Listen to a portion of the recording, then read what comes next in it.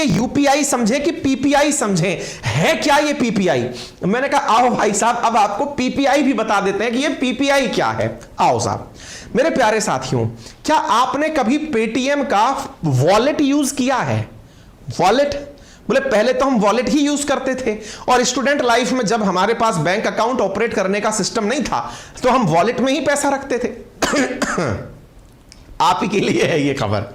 यदि आप वॉलेट से ट्रांजैक्शंस करते हैं, यदि आप वॉलेट बोले तो बटुआ, असल में पहले बटुआ हम फिजिकली अपनी जेब में रखा करते थे, आजकल जमाना ऑनलाइन का है। ऐसी स्थिति में लोग मोबाइल में बटुआ रखने लगे, पैसा जो है वो पेटीएम वॉलेट, फोन पे वॉलेट, अमेजन वॉलेट के अंदर रखने लगे।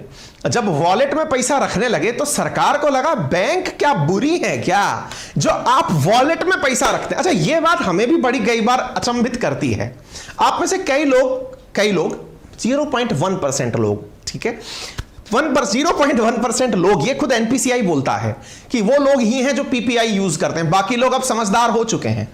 भाई वॉलेट में पैसा क्यों रखना? आपको वॉलेट में पेटीएम को पैसा देके क्यों रखना भाई? बोले क्यों ना रखें साहब। अरे भाई उसको रखने का फायदा क्या है? वो पैसा वो अपने अकाउंट में रख के घूम रहा है।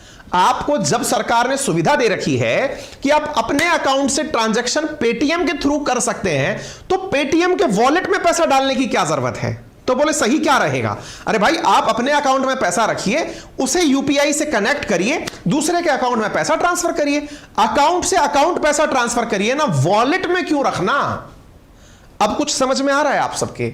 यानी जो पीपीआई इंस्ट्रूमेंट है वो वॉलेट वाला मेंशन है, और कहीं ना कहीं सरकार उस वॉलेट कल्चर को खत्म करना चाहती है। आप पूछेंगे सर ऐसा क्यों है? इसके पीछे का बड़ा कारण है साहब। पहला, उस पर सरकार को कुछ नहीं मिलता, क्योंकि पेटीएम जैसे लोग अपनी बैंक बना लिए, पेटीएम पेमेंट बैंक बन गया। आप लोग वॉलेट में पैसा रख के घूम रहे हैं, वो भाई साहब बैंक फील कर रही है अपने आप को। ऐसी स्थिति में सरकार ने कहा कि तुम्हारे पास अगर किसी ने 2000 से ज्यादा एक बार में पैसा डाला तो तुमसे हम 22 रुपया वसूलेंगे। ध्यान से सुनिएगा, 2000 पर 1.1% यानी 22 रुपया। अगर 4000 रुपया डाला 44 रुपया, यानी सीधा 1.1%।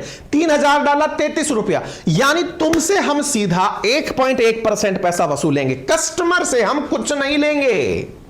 दोबारा सुनिएगा, अगर आप में से किसी भी मेरे बंधु भाई सखा किसी ने अगर पेटीएम में अपने वॉलेट में धन डाल लिया, अब आपके पैसे डालते ही सरकार पेटीएम से, प्रीपेड पेमेंट इंस्ट्रूमेंट से 1.1% पैसा वसूलेगी कि तेरे पास इतना पैसा डाल दिया बैंक में से इसने, ला भैया हमको पैसा दे। वॉलेट में पैसा डालने पर कस्टमर से कुछ नहीं लिया जा रहा है, अपितु उस वॉलेट कंपनी से पैसा लिया जा रहा है। उम्मीद है आप अब पूरी तरह से इस बात को जानकर क्लियर हो चुके हो। नंबर एक बात। नंबर दूसरी बात, आप में से कुछ साथी गिफ्ट कार्ड के बारे में भी जानते हो सकता है आप में से बहुत सारे साथी ना जानते हो, संभव है गिफ्ट कार्ड आप में से कईयों ने यूज ना भी किया हो। अगर किसी ने किया है उस पर भी 1.1% ट्रांजैक्शन चार्ज है, लेकिन वो 2000 रुपए से ऊपर वाला होना चाहिए। तीसरी सबसे बड़ी बात, क्या केवल वॉलेट में पैसा डालने पर ही ऐसा होगा? जी नहीं। तो फिर कब होगा?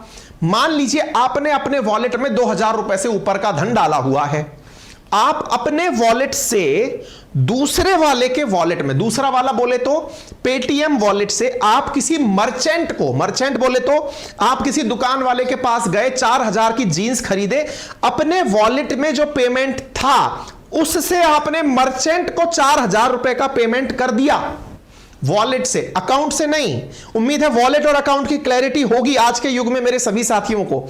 ऐसी स्थिति में यदि आपने उसे पेमेंट कर दिया तो जो मर्चेंट है ना, जिसने पेमेंट रिसीव किया है, वो अपने पैसे में से 1.1% पैसा सरकार को देगा। अब आ गई बात क्लियर तरीके से समझ। यानी उपभोक्ता को जिसने सर्विसेज का उपयोग किया, पहले तो इसे ऐसे समझिए, 99.9% जो यूपीआई के यूजर्स हैं उनके ऊपर कोई चार्ज नहीं लगने वाला है। तो पहली तो क्लैरिटी ऑफ थॉट ये आ जानी चाहिए। नंबर एक, वो जो 0.1% लोग भी हैं वो हैं जो वॉलेट से पेमेंट करते हैं या वॉलेट में पैसे ऐड करके रखते हैं, उनमें भी जो लोग 2,000 रुपए से ज्यादा का धन रखते हैं, उनमें भी जो 2,000 से ज्यादा का ट्रांजैक्शन करते हैं, उन पर 1.1% का चार्ज लगेगा।